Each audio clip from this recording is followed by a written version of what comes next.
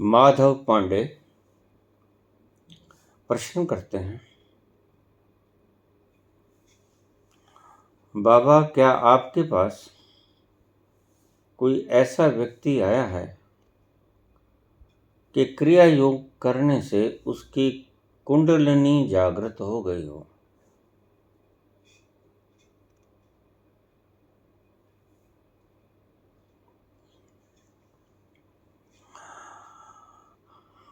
मेरे पास ऐसा कोई व्यक्ति अभी तक नहीं आया जिसकी कुंडलिनी जागृत हो गई हो पूर्णतया। हाँ, ऐसे कमेंट्स और फोन्स मेरे पास आते रहते हैं जो कुछ चक्रों को पार कर गए हैं, लेकिन एक व्यक्ति डेनमार्क से मेरे पास फोन कॉल आई थी। कहने लगे, बाबा क्रिया योग मैं करीब 2.5 साल से कर रहा हूँ। जब से आपने चैनल स्टार्ट किया तभी से मैं क्रिया योग रोज कर रहा हूँ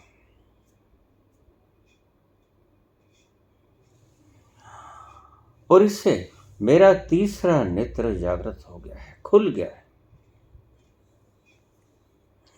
जागृत होना और चीज होती है, खुल जाना और चीज होती है। यह डिफरेंस फिर कभी बताऊंगा, प्रसंग में आज नहीं आएगा। डेनमार्क से मुझे फोन आया कि बाबा मेरा तीसरा नेत्र खुल गया है।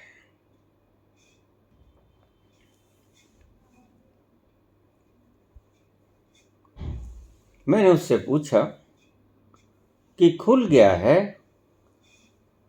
कि जागृत हो गया है? कहते नहीं बाबा, खुल गया है। मैंने उससे पूछा कि तुम खुलने का अर्थ जानते हो? कहते हाँ बाबा, मैं तीसरे नेत्र से दूर दराज की चीजें देख सकता हूं बैठे बैठे, और यह हुआ क्रिया योग के कारण। मैंने उससे पूछा, कितना क्रिया योग रोज करते हो? कहता बाबा मैं 1500 क्रिया योग सुबह करता हूँ और 1500 शाम को करता हूँ। हमारे यहाँ हरियाली बहुत होती है, ऑक्सीजनेटेड वातावरण हर जगह पे मिलेगा आपको, प्रदूषण बिल्कुल नहीं है। खैर, मैंने उससे कहा, शायद प्रथम दीक्षितों में से वही व्यक्तियों में, करीब 20-50 दीक्षितों में उसी का नाम होगा सबसे पहले।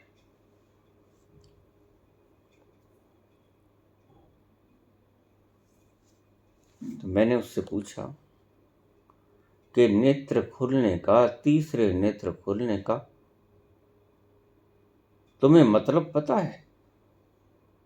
वो हंसा, कहते बाबा मतलब नहीं, मैं दूर से चीजें देख सकता हूं, सैकड़ों हजारों मीलों से मैं चीज देख सकता हूं। ठीक, मैं संतुष्ट हुआ। मैंने कहा, अच्छा ऐसा बताओ कि मैं इस वक्त क्या कर रहा हूं? कहता बाबा 2 मिनट का समय दोगे? बिल्कुल। मैं फोन कॉल को होल्ड रखूं? हाँ बाबा, फोन कॉल को आप होल्ड रखो। उसने करीब 5 मिनट तक मुझे कोई जवाब नहीं दिया। 5 मिनट के बाद वो कहने लगा, बाबा आपके पास एक किताब है लाल रंग की, वो आपने दाहिने हाथ में पकड़ रखी है। बिल्कुल ठीक थी ये बात। वो किताब मेरे पास आज भी पड़ी है। यह किताब है।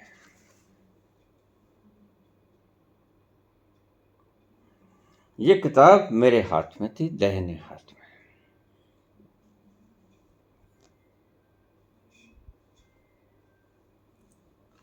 मैंने कहा इसका नाम बताओ क्या है। कहता बाबा मैं हिंदी समझ तो लेता हूं बड़े आराम से,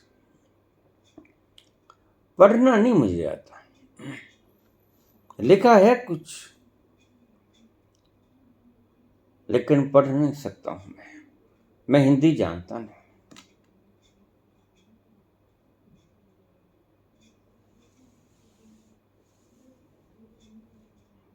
हिंदी समझ लेता हूं, गूढ़ से गूढ़ हिंदी भी आप बोलोगे मुझे समझा जाएगा। वो अष्टावक्र महागीता है। अष्टावक्र महागीता।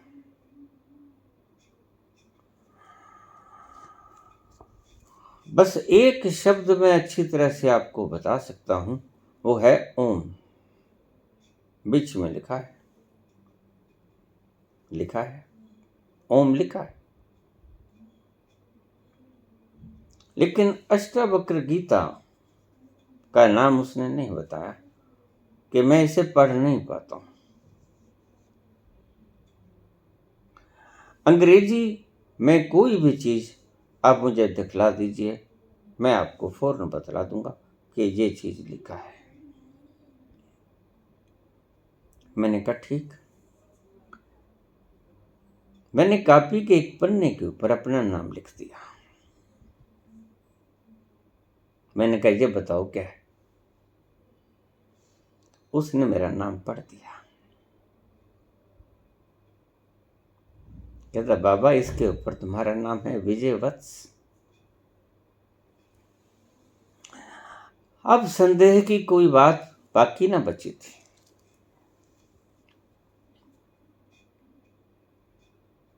निसंशय हुआ मैं कि इसका तीसरा नेत्र खुल गया है।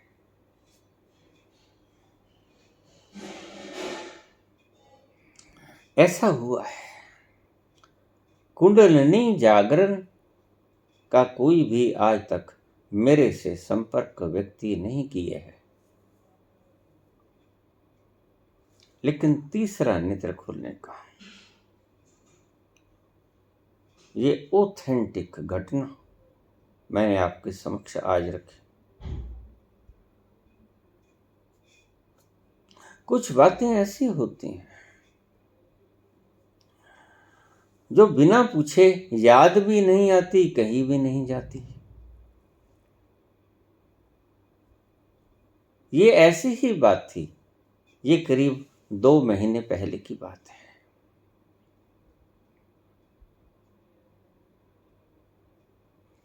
ऐसी घटना घटी। वह व्यक्ति डेनमार्क, मुझे नहीं पता कितनी दूर है। इतना पता है कि डेनमार्क के अंदर मेरे लिसनर्स बहुत हैं, सुनने वाले बहुत आयत में हैं।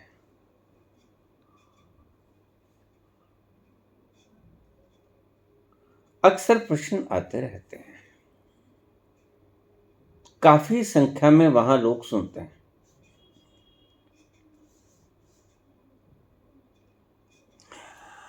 नाम न बताने के लिए उन्होंने विशेष अनुरोध किया था कि कृपया आप मेरा नाम मत बताइए। मैं अपनी आखिरी मंजिल पर पहुंचने तक किसी को भी नहीं बताना चाहता हूं, खलल पड़ जाएगी। मुश्किल रास्ता मिला है, मुश्किल सीधी सीधी एक लाइन मिली है, मैं इसके ऊपर चलना चाहता हूं।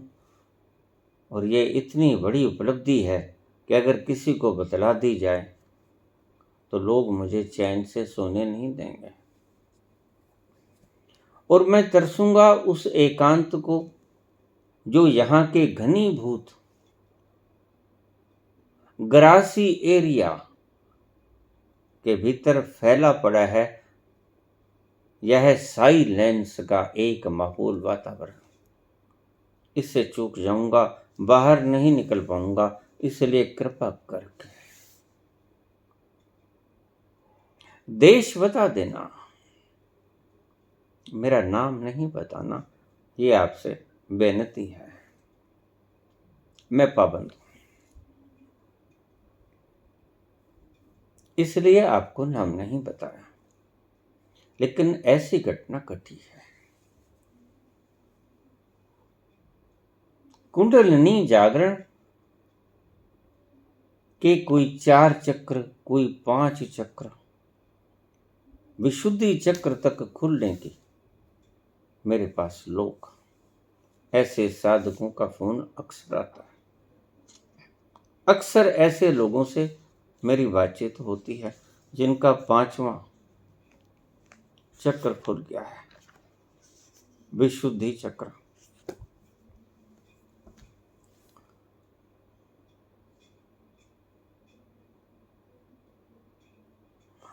कुंडलिनी जागरण होती है निश्चित, लेकिन उसके लिए वक्त लगेगा। मैंने आपसे पहले भी कहा, 2 जगहों पे चोट पड़ती है, भ्रू मध्य में भ्रिकुटी पर या तीसरे नेत्र पर,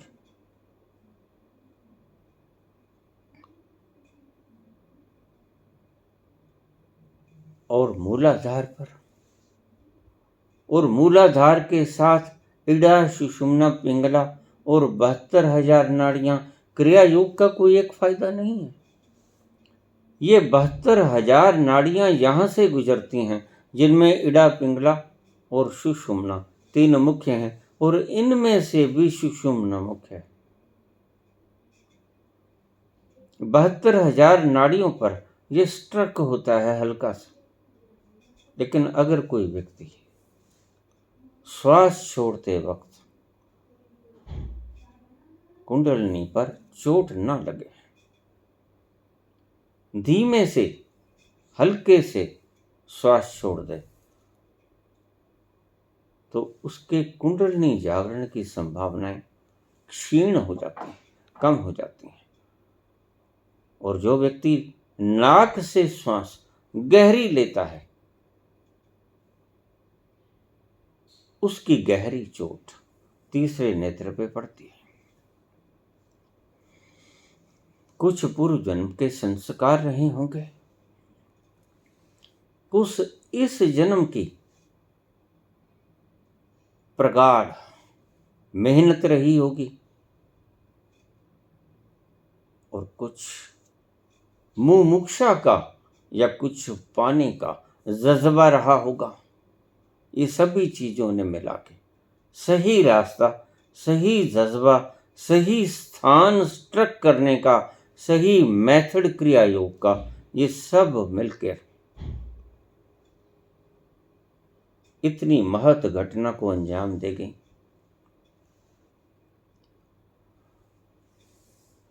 जिसको शब्दों में अलंकृत नहीं किया जा सकता।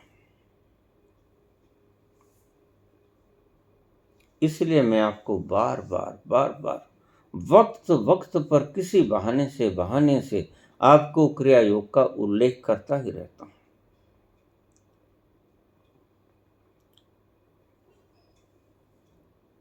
मैंने खुद ये 40 वर्ष तक किया है, पूर्णता से, संपूर्णता से, एक जर्रा भी शक्ति का मैंने कम नहीं लगाया, पूर्ण शक्ति के साथ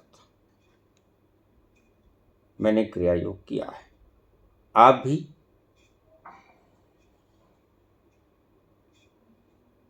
अपनी संभावनाओं के हिसाब से, अपनी शक्ति के हिसाब से, अपनी कैपेसिटी के हिसाब से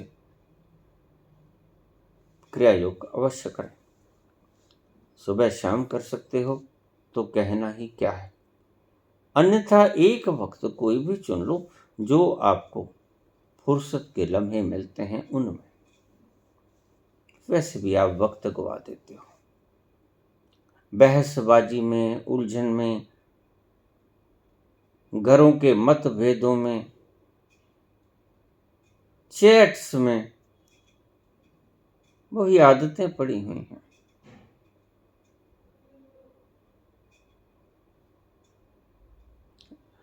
वृद्ध लोग ताश खेलने में वक्त गुजारते हैं। सिनेमा घरों में कहानियां, कोई भी कहानी आपकी जिंदगी से बेहतर नहीं होगी। आप देख लेना, जो फिल्म देख के आए हो, अगर आप अपनी जिंदगी की रियल फिल्म को देखोगे तो वो फिल्म आपको नकली लगने लग जाएगी। आपने जितने संताप सहे, जितने दुख सहे, जितने कष्ट आए, पीड़ाएं आईं, जितने शत्रु आपके जन्मे, जिन्होंने विरोध किया, जैसे जैसे आपने मेहनत की, इस फिल्म के आगे सब दृश्य फीके पड़ जाएंगे। आपकी फिल्म का सभी दृश्य सर्वोच्च। और फिर भी फिल्म देखने जाते हो। जो नकली कहानियां मात्र हैं, दिमाग की उपज हैं, दिमाग की कल्पनाएं।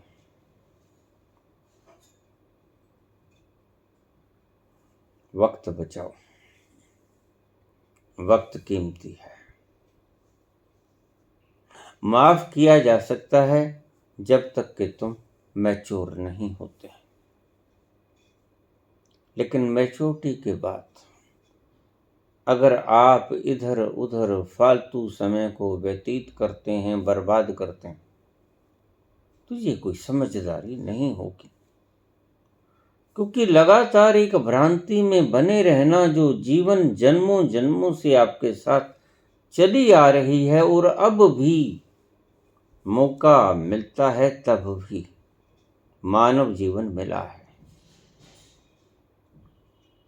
पशु संग्रह नहीं कर सकते, पक्षी संग्रह नहीं कर सकते, और जीव जंतु संग्रह नहीं कर सकते।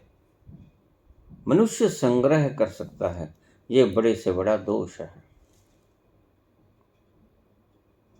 संग्रह करने से थोड़ा सा ऊपर जब वो उठ जाता है तो फिर वो संग्रह ही उसका दुश्मन बन जाता है। सोच सही है कि कुछ भी आदि व्याधि, संताप, अकाल पड़ सकता है, उसके लिए क्यों न जोड़ लिया जाए। समझ अच्छी है, मानव हो, समझ ठीक है, लेकिन अगर गोदाम भर लिए जाए जो कि आप और आपके बच्चे 100 साल भी ना खा पाएंगे, फिर क्या करोगे? ये समझदारी है? इतनी कीमती वक्त की कीमत को चुकाकर एक खनकते सिक्कों को जोड़ लेना, अपनी जिंदगी को दांव पर लगाकर, मैं इसे कम से कम समझदारी नहीं समझता।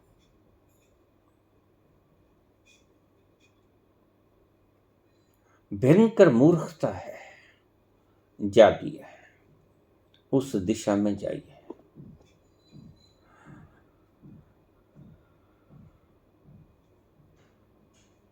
मुझे कुंडलिनी जागरण का आज तक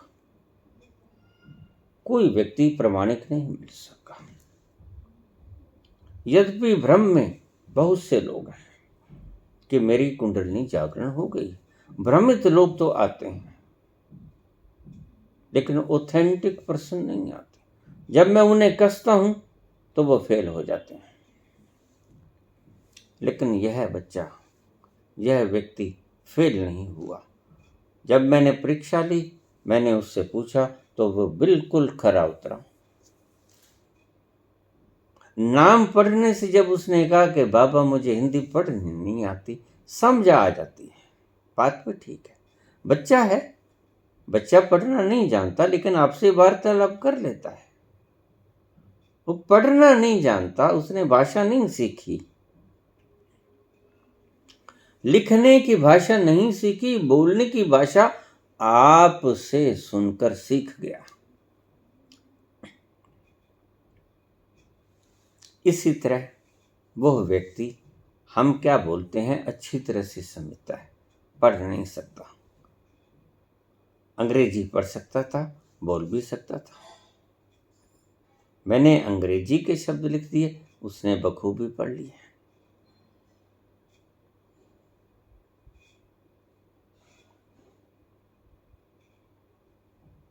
सीधे सीधे, कोई जरिया नहीं। मैं अपनी किताब पर, कापी पर लिख रहा हूं अपना नाम, और फौरन ही वो बता देता है कि बाबा ये तो आपका नाम लिखा है आपने, विजय वत्स।